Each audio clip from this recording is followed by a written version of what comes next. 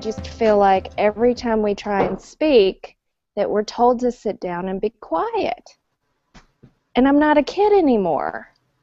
But I feel like, with National Adoption Month, that's kind of, it's like I'm a kid again. One of the things that comes up a lot is that there's a single story, right? There's a single story about adoption. And single stories can be really dangerous because they're incomplete, they're simplistic. And when I think about National Adoption Month, I think that it's a month of a very loud, single story told by certain people and not by adoptees. And so my kind of basis, when you say flip the script, I think artistically, and I think that there's a story being written, there's a narrative being, pieced together, and it's literally time to rewrite that.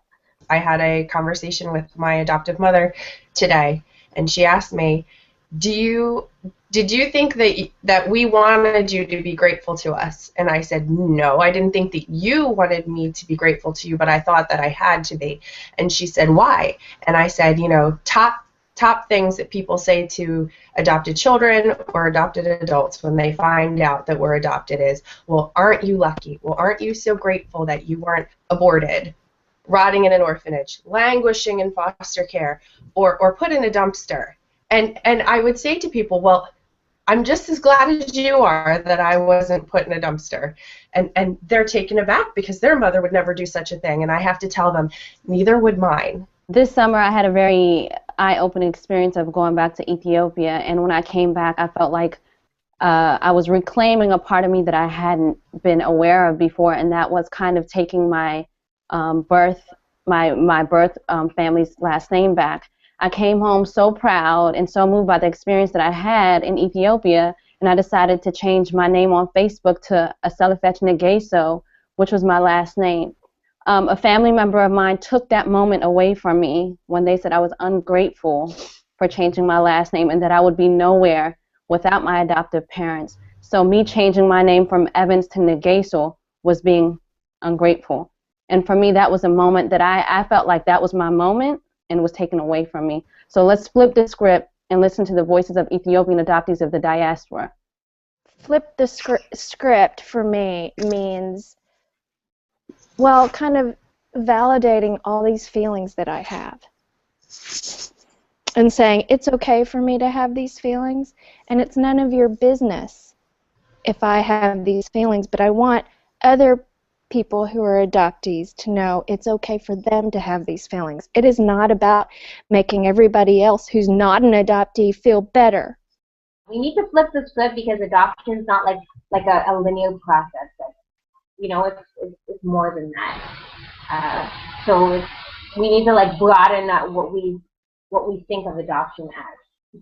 Yeah, when I think about flipping the script, I think about this is my truth. This is my narrative. I don't need to have a PhD to be an expert in the story of my life. And my experience might not be the same as everyone else's, but it is a true and valid one.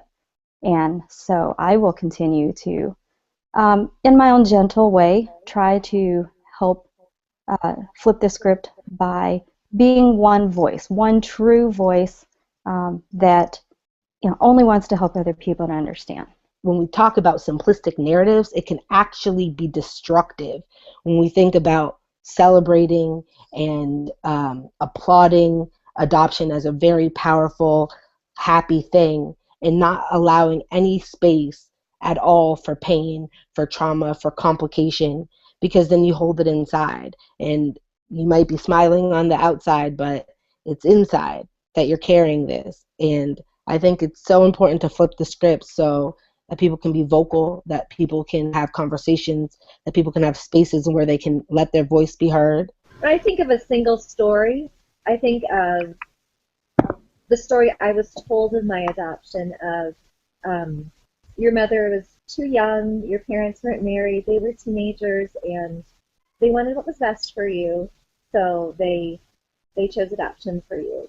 And I think that's such a prevalent story that isn't nuanced at all.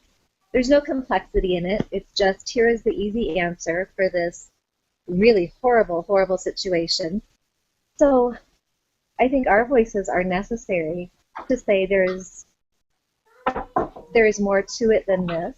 I want to be part of Flip the Script because I'm really tired of having other people speak for me, and I've often been referred to as an adopted child, and I think that is so backwards, and so I want to flip that around and help people to know that adoptees grow up.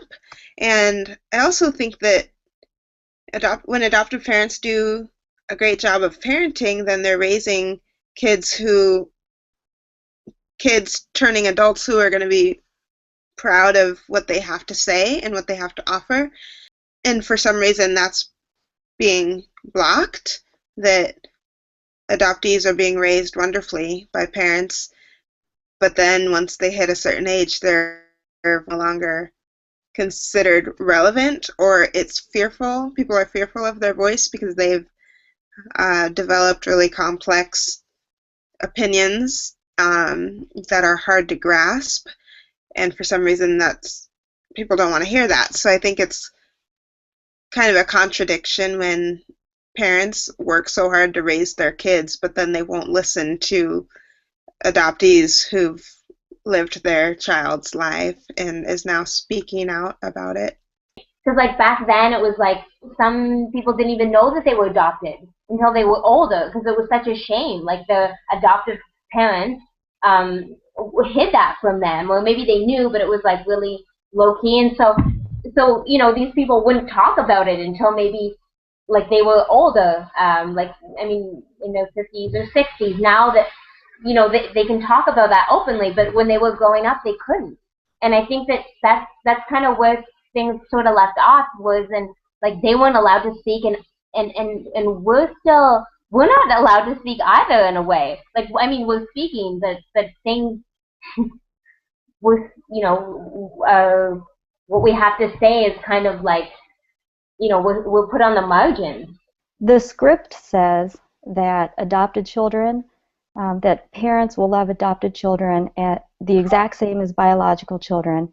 There's no difference to the adoptive parent between a biological and an adopted child.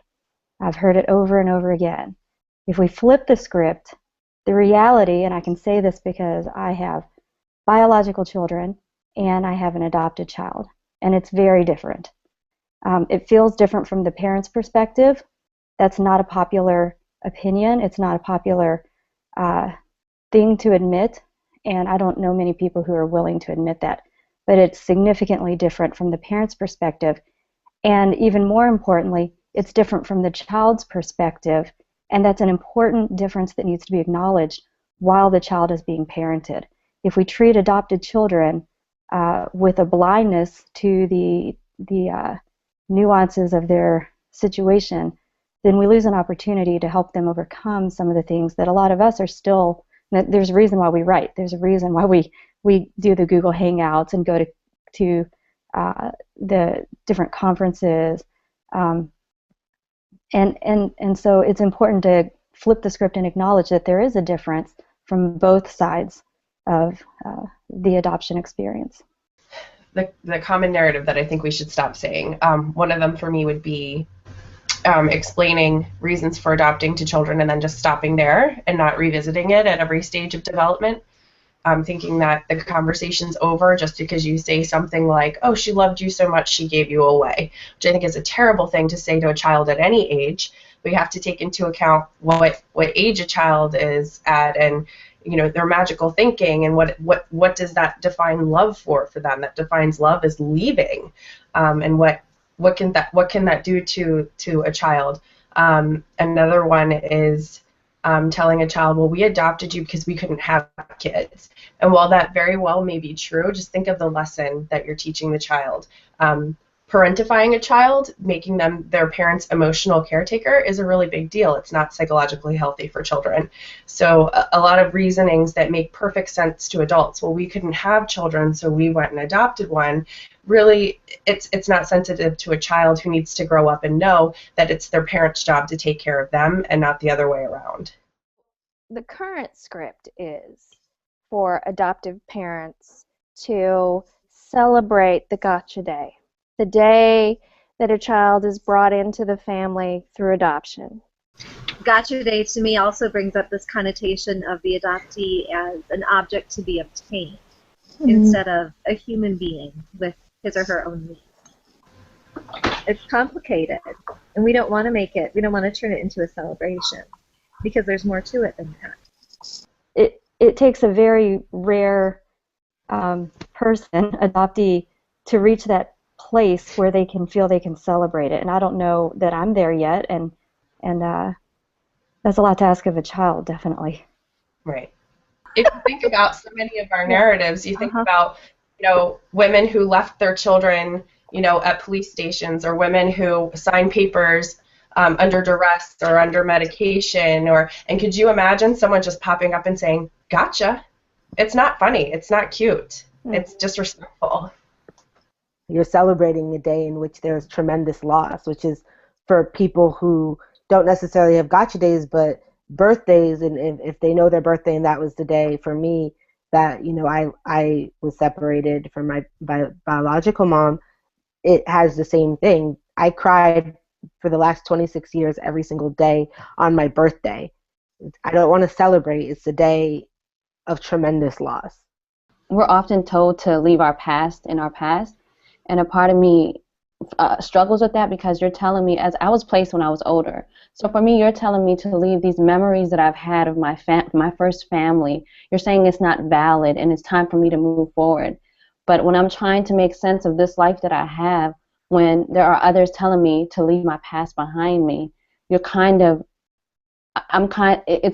confusing to me because I'm just trying to figure out, like, where do I belong in this world when the people that I love or people that are close to me are saying, forget your past. It's your past. Leave it at that. No, my past is my future, and I think we have to acknowledge our past in order to move forward. The dialogue that's out there is not as multifaceted as adoption is. We are missing a bigger part of the picture, and that bigger part is adoptees who can tell everyone what living adoption is actually like. We need to flip the script because right now adoption agencies, professionals, and adoptive parents are doing most of the talking. This isn't to say that they haven't contributed anything wonderful. It's just that the dialogue that's out there is not as multifaceted as adoption is. We are missing a bigger part of the picture, and that bigger part is adoptees who can tell everyone what living adoption is actually like. Flip the script says, what if it was me? What if it was us that got to do the talking and everyone just listened? What would we stand to gain if we did that? And I argue we'd gain quite a lot.